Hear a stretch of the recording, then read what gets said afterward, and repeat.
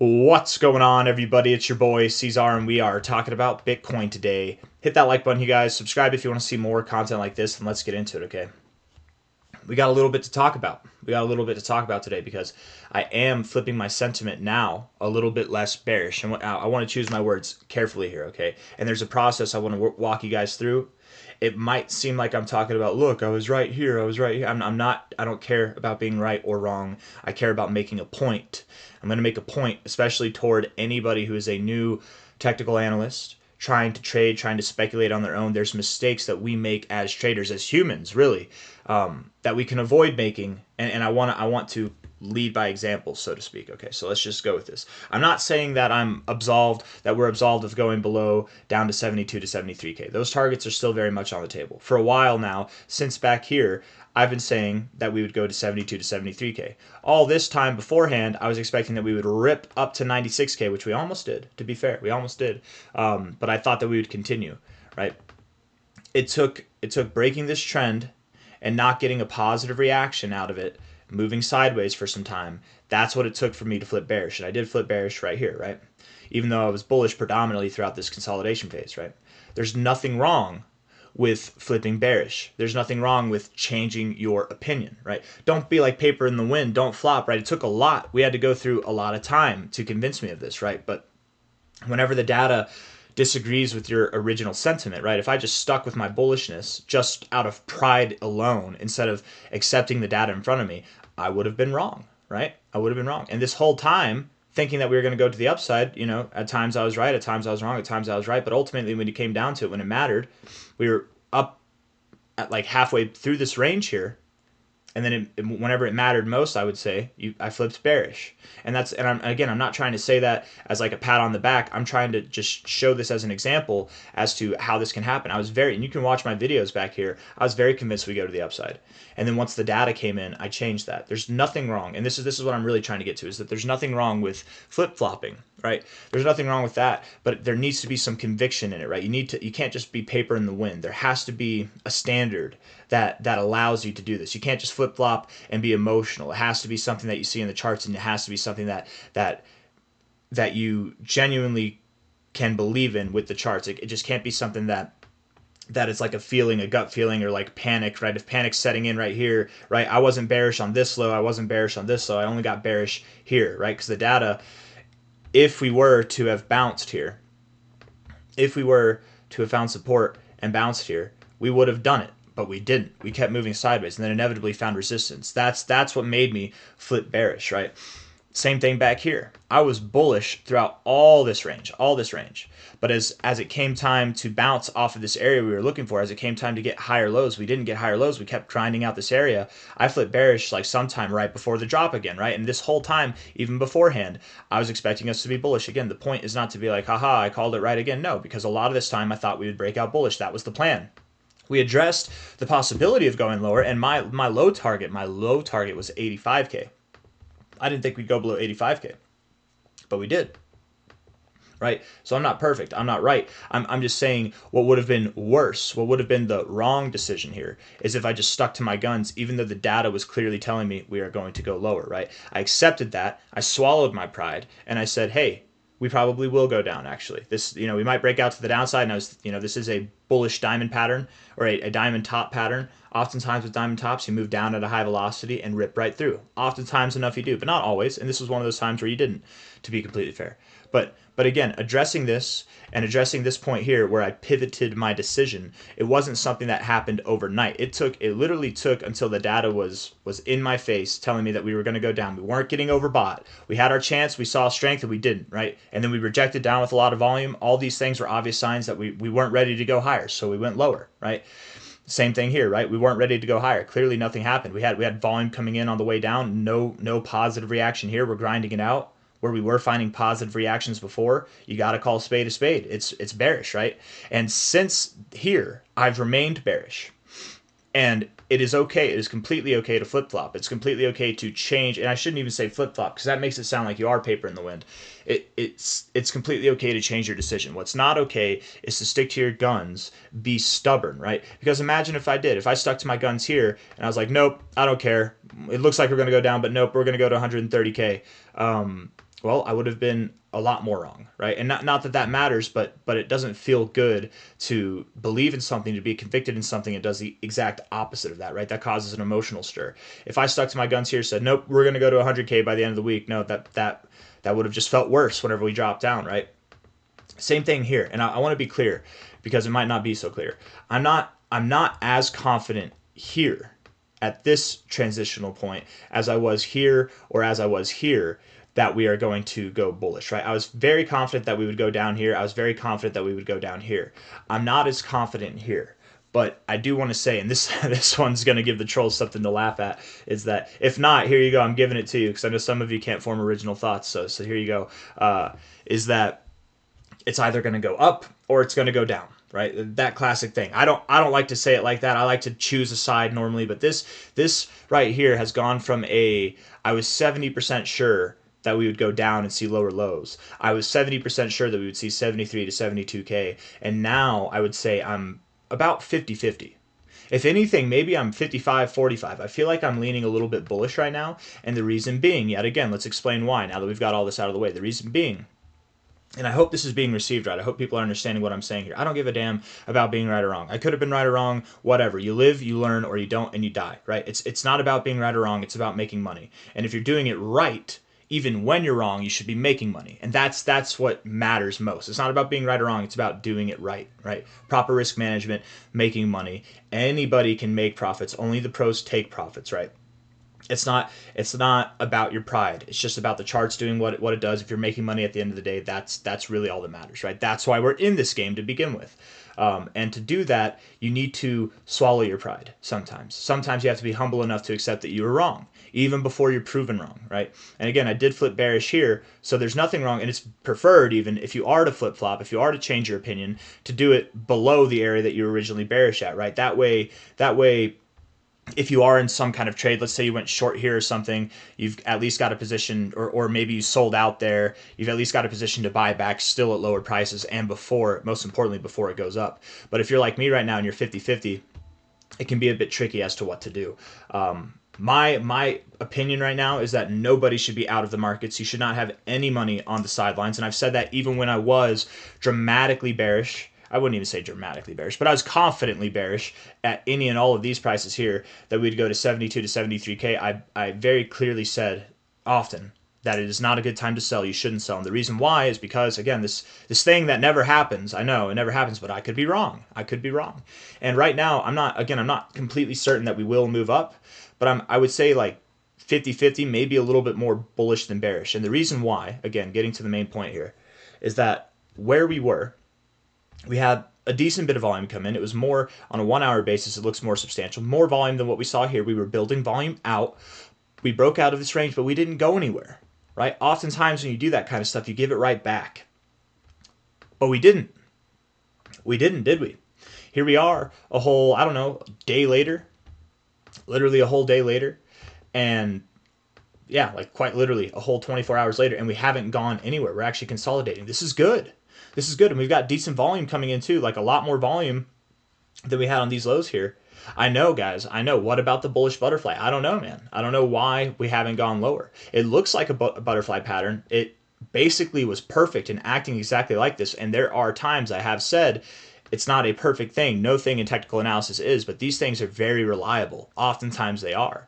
But the reality of it is sometimes the macro effects of the world, the geopolitical spectrum, has a bigger impact on these markets than our own psychology does, than the trade pattern setups do. Sometimes the patterns don't come out, even if they are very, very reliable patterns, and harmonics are very reliable patterns. But this whole process here, I will say this whole process was kind of weird.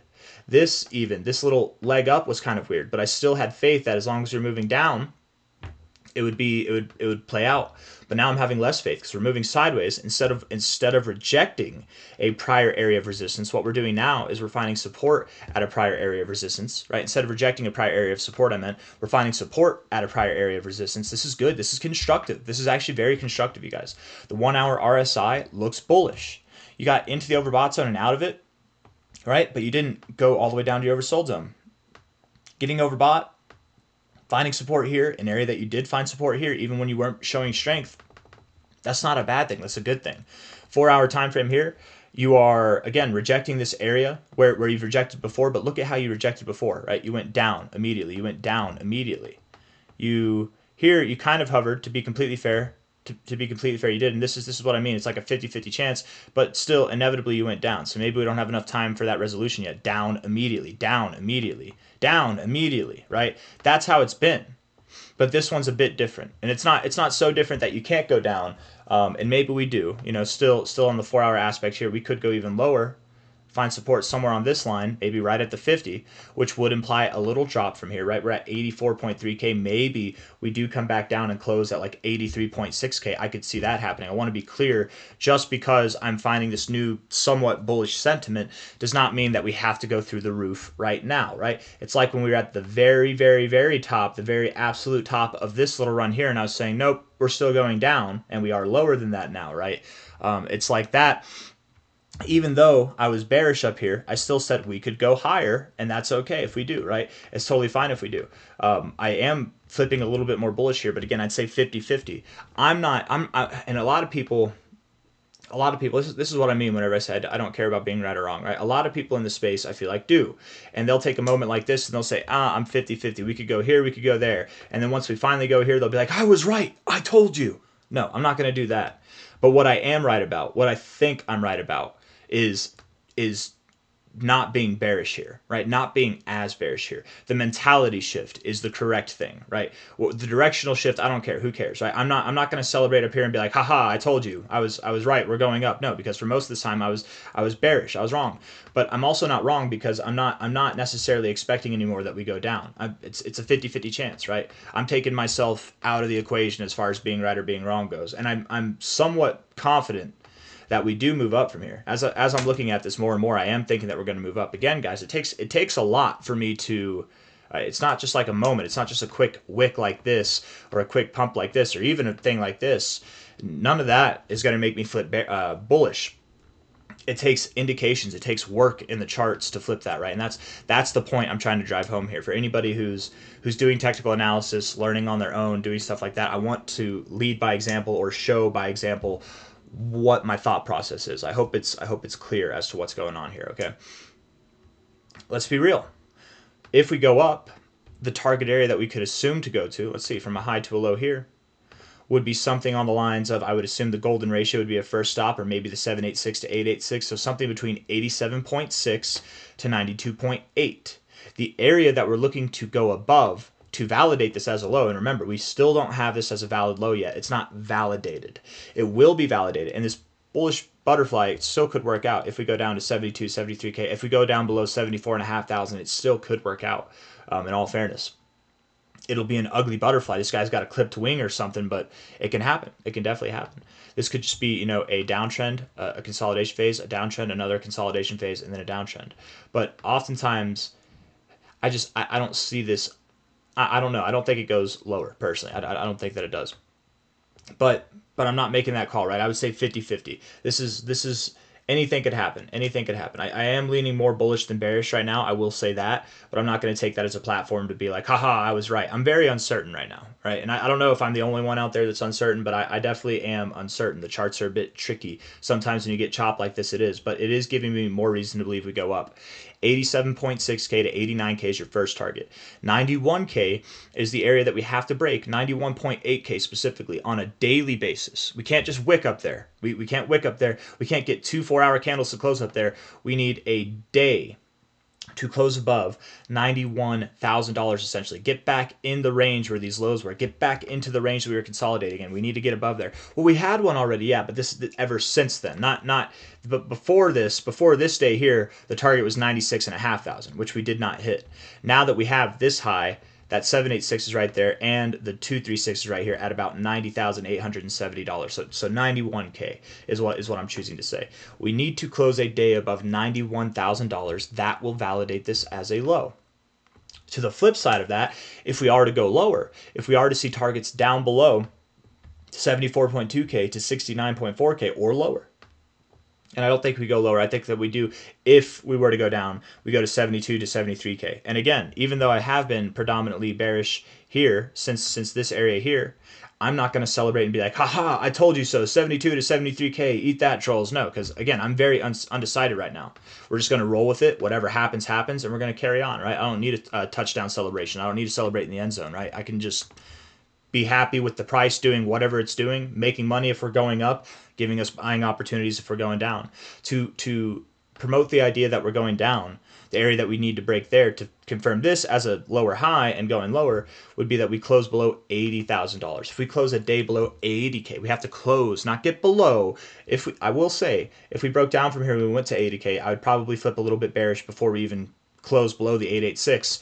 But to validate this as a lower high and validate that we are likely going to go lower than this low and down to this target area here of the bullish butterfly, then we would have to close below 80K on a daily basis, $80,000 or lower. Okay, we are a lot closer to $80,000 now. 91K is a little bit further away, but I'm more confident in this than I am in this. But again, more confident doesn't mean 100%, 80%, 70%, or even 60%. Like maybe at the most 60%, but it's like a 50, 60 kind of percent of confidence here, right? It's anything can happen.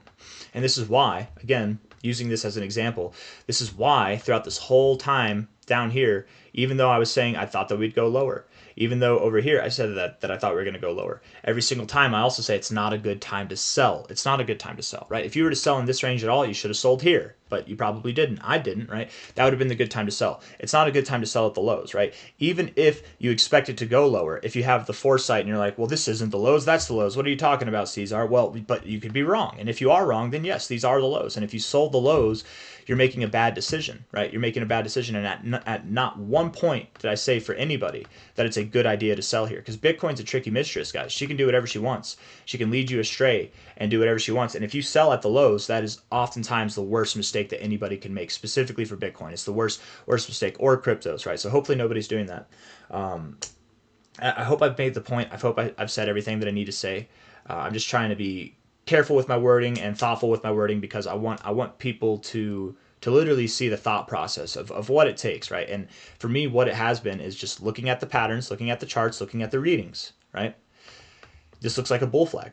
It does. It's not a huge bull flag, but it's a bull flag. Bull flags can happen on any time frame, right? Some people think they have to take days or weeks to form. I think it looks like one, if it walks like one, and it probably is a bull flag. If this is a bull flag, what's the measure move? I'm glad you asked. From a low to a high.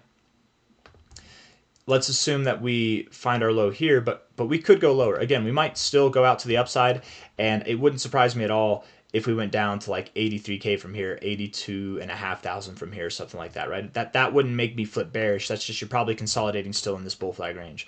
But the breakout move would indicate that you go up to about 89.2K. Now that's your measure move. The great thing about measure moves is they're not requirements, okay? If you break out of the flag, it'll be very obvious, because you'll break out of this downtrend here. So if you break out of the flag, essentially if you get above, what would that be? Above like 84,500, 84.6K, you'll probably be breaking out of this pattern. Okay, so if we see 84, and maybe even raise that up a little bit, let's say 85K. If you get to 85K at any point, you're probably breaking out of this pattern to the upside. If you were to get below, I don't know, I'm drawing this kind of not with the straightest lines, but if you were to get below, let's say 83.2K, 83, maybe even 83K itself. Let's just say 83K.